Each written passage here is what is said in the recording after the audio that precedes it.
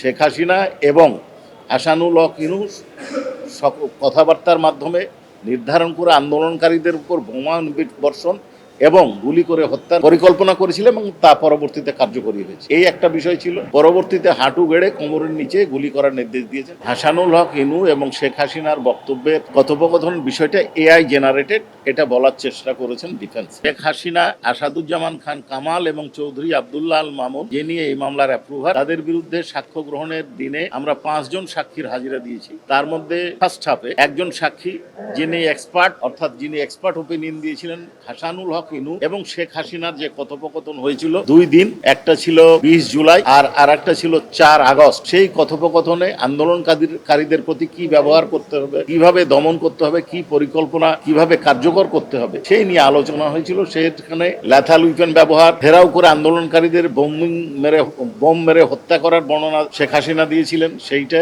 এবং অন্যান্য বিষয় নিয়ে যে কথোপকথন হয়েছিল এটার অথেন্টিকেশন অর্থাৎ এটার সত্যতা সম্পর্কে উনি পরীক্ষাগারে পরীক্ষা করে রিপোর্ট দিয়েছেন যে দুজনের বক্তব্য অর্থাৎ শেখ হাসিনা যে কথা বলেছেন এবং হাসানুল হক উনি যে কথা বলেছেন সেগুলা তাদের যে প্রামাণ্য ভয়েস তার সাথে মেল আছে। অর্থাৎ শেখ হাসিনা এবং হাসানুল হক ইউনূস কথাবার্তার মাধ্যমে নির্ধারণ করে আন্দোলনকারীদের উপর বোমা বর্ষণ এবং গুলি করে হত্যার পরিকল্পনা করেছিল এবং তা পরবর্তীতে কার্যকরী হয়েছে। এই একটা বিষয় ছিল। দ্বিতীয় বিষয় হচ্ছে তৎকালীন ডিএমপি কমিশনার হাবিবুর রহমান সাহেব 17 জুলাই তার অধীনস্থদের, যার নিকনেম এখানে ভিক্টর মাইক 1 বলা হয়েছে, এটা সংক্ষেপে কোড নেম, সেইখানে উনি তার অধীনস্থদেরকে নির্দেশ দিচ্ছেন 2টা পার্ট। একটা হচ্ছে সর্বোচ্চ বল প্রয়োগ, এটা শুরুতে বলেছেন, পরবর্তীতে হাঁটু গেড়ে কোমরের নিচে গুলি করার নির্দেশ দিয়েছেন সেই কথা বলে। এইখানে ডিফেন্স থেকে বলার চেষ্টা করা হয়েছে যে এটা আত্মরক্ষার জন্য করা, কিন্তু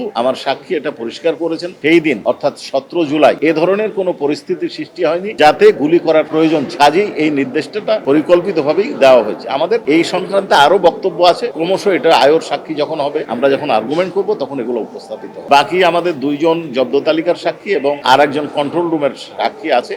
প্রথম বক্তব্য হচ্ছে যে হাসানুল হক ইনু এবং শেখ হাসিনার বক্তব্যের কথোপকথন বিষয়টা এআই জেনারেটেড, এটা বলার চেষ্টা করেছেন ডিফেন্স।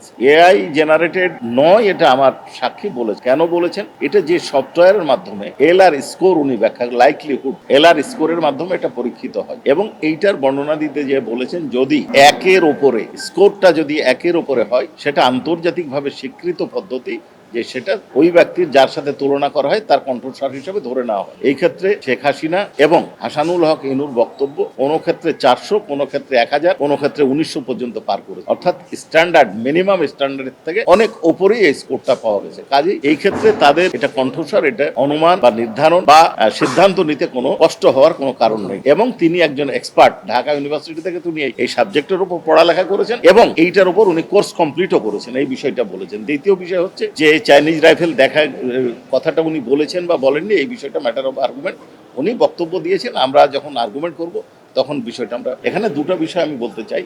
একটা হচ্ছে সর্বোচ্চ বল প্রয়োগ কথাটা, দ্বিতীয় হচ্ছে যে লিডিং পজিশন যে কোমরের নিচে। এখন আপনাকে দেখতে হবে 17 তারিখটা আন্দোলনের কি অবস্থা। 17 তারিখ সরকারি ছুটি এবং সেদিন আন্দোলনের কোনো কর্মসূচি, কেন জনগণের উপর গুলি করার নির্দেশ হলো সেই ব্যাখ্যাটাই আমার সাক্ষী বলেছে। সেই দিন এমন কোনো পরিস্থিতির সৃষ্টি হয়নি যাতে গুলি করতে হবে। কোমরের নিচেটা উপরে সেটা অবান্তর, গুলি করার কোনো পরিস্থিতির সৃষ্টি হয় এই কথাটা আমার সাক্ষী। পরিস্থিতির সৃষ্টি হয়নি তো বিবেচনার প্রশ্ন আসছে, সেটা তো অন্য দিনে হতো। সেই দিন তো পরিস্থিতি। হাসানুল হক ইনু সাহেব যে অভিযোগ করেছিলেন সেই দিন আমি ছিলাম না, তবে আমি শুনেছি এটা ট্রাইব্যুনালে, অনারেবল ট্রাইব্যুনালের আদেশেই তার নমুনা কণ্ঠস্বর পরীক্ষা করার জন্য তদন্তকারী কর্মকর্তা জেল কর্তৃপক্ষের কাছে যে জেল কর্তৃপক্ষের উপস্থিতিতে তার নমুনা কণ্ঠস্বর সংগ্রহ করছে।